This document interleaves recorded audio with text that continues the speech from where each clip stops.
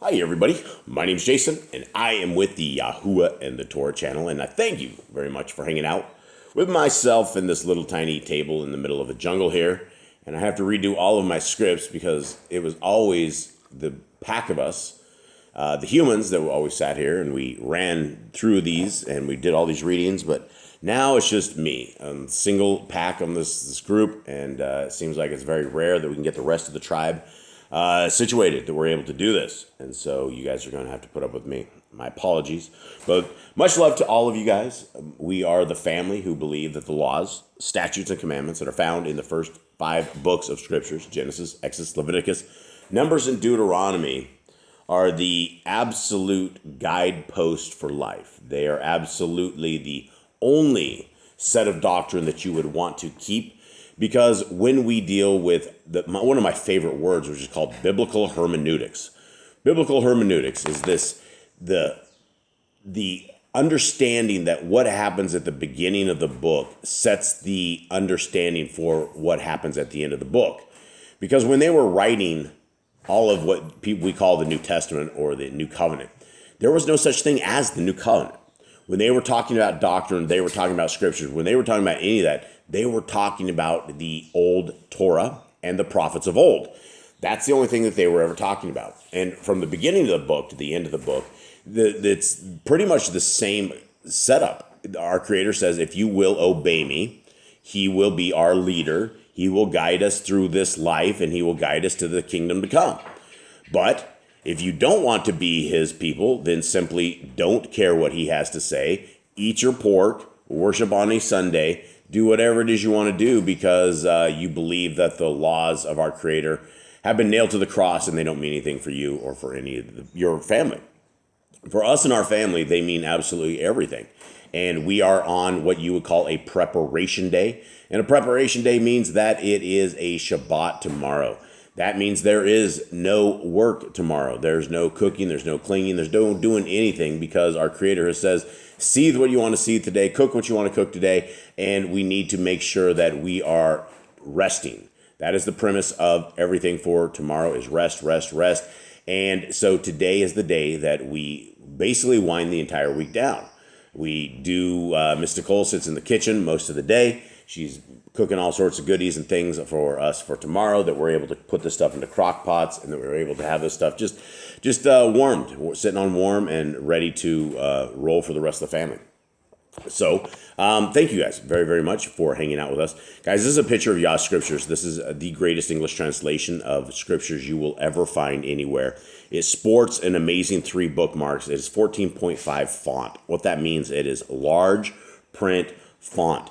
103 books. You will never find a greater compilation of scriptures with the Apocrypha put together, and they have the name of our Creator, the name of His Son, and they are completely restored so that you now know what our Creator's name completely is. And so you can grab these for every scriptures you guys grab.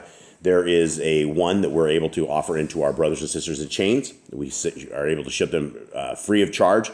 We have a list of them that are going out. We are getting our first Chinese shipment. They are coming from China on the 27th, or very, very close.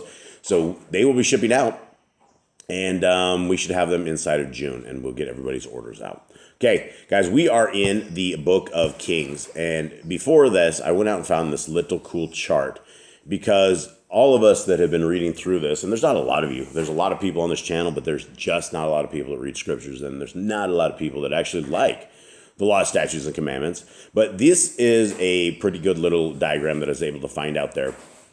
And we have been through all of these books. We read through the years of Saul. We read through the years of David. We read through the years of Solomon. We saw exactly why it was that Saul, David, and Solomon, why it was that all of these guys did what they did. And for those who know, Saul was not a great king. He was a king. He did a lot of things for the Israelites, but he did a lot of evil, and his family got annihilated. Everyone got wiped out. David, he was what the scriptures calls a man after Yah's own heart. but he also had a major Torah-breaking set of incidents where he ended up getting basically orchestrating a man's death, conspiring to kill him, and literally killing him, as well as adultery, as well as all sorts of evil things. And then it went into Solomon, and then Solomon really went berserk, and from there, everything has split. And so what we're talking about, guys, right now we're talking about the northern kingdom and the southern kingdom. And over here we have the southern kingdom, and then we have the northern kingdom, which is called the Yisrael. And so as we've been reading through this, this is where we are at in this timeline. And I like this timeline. I think we'll use this timeline a lot, because I think it's very important that we are understanding the timelines of our forefathers and where we're at. So right now we are in the years of Ahab, or Acab, as this proper pronunciation is. And you can see that all of the guys before him, how many days they reigned, how long it was actually they did, as well as for Judah. And this is Judah over on the left. And we have Ahab, and right now while Ahab is reigning, we have Jeroboam, and Achizah as well. And so this is what we are reading. And so this is today, chapter 18 of 1 Kings, MELAKIM. And prior to this, for those who have not been into this, right now Acab is he's a king of Israel. And he is he's dealing with the prophet Elijah. And so there has not been rain on the land for over 3 years, and everything's barren. And Elijah just went and prophesied to Ahab, and said that there would be rain. We are in chapter 19. I was off one chapter. So we are in chapter 19 on this, and what we have is we have the prophet Elijah, and he was running faster than Ahab as they were going back. And this was after Elijah had just killed all the prophets of Baal, and the wife of Ahab, Jezebel, told Elijah that may her mighty ones do whatever it is to her if he's not dead by this time tomorrow. And so it freaked out Elijah, and then he went hiding, and then he's kind of back, and he's running in. But this is the story of that. So here we are. And when Acab reported to Jezebel all that Eliyahu had done, also how he slew all the prophets with the sword, Jezebel sent a message to Eliyahu saying, "So let the mighty ones do to me, and more also, if I do not make your life as the life of one of them by tomorrow about this time." So I obviously gave you guys a spoiler alert, and I did that to you guys yesterday as well. That's the problem with reading ahead of these. And my wife is giving me she's messing with me because I keep saying and so I'm working on that. And it's not so easy doing these presentations when you are by yourself, because it is it's a pantomime. It's like back in the days when the movie was with, who was that guy that was lost on the island that sat there and just talked to himself for like 2 hours straight? That's what it is here. Yeah, Castaway or something of the sort, one of those satanic flicks. Okay, so here we are. We are into 3. And he feared and rose up and ran for his life and went to Beersheba, which belongs to Yehudah, and left his servant there. But he himself went a day's journey into the wilderness and came and sat down under a broom tree and prayed that he might die, and said, "It is enough. Now, Yehudah, take my life, for I am no better than my fathers." And I found this very interesting, because these are things that all of us have thrown our hands up in the air. I at least I imagine all of you guys have at least once or twice. I have done it many, many times out of desperation. You say things, and you're talking to Yah, and the same things that happen to us are the same things that happened to Elijah. It's a little bit different, as people are coming to kill him, and he's struggling right now. But these same struggles our Creator knows that we have, and He is there with us to be with us and to take care of us. And that's the comfort that we can get as people who obey the laws, statutes, and commandments of our Creator, is that He's there for us through all this rain and pain and suffering, and He will be there for all of these things.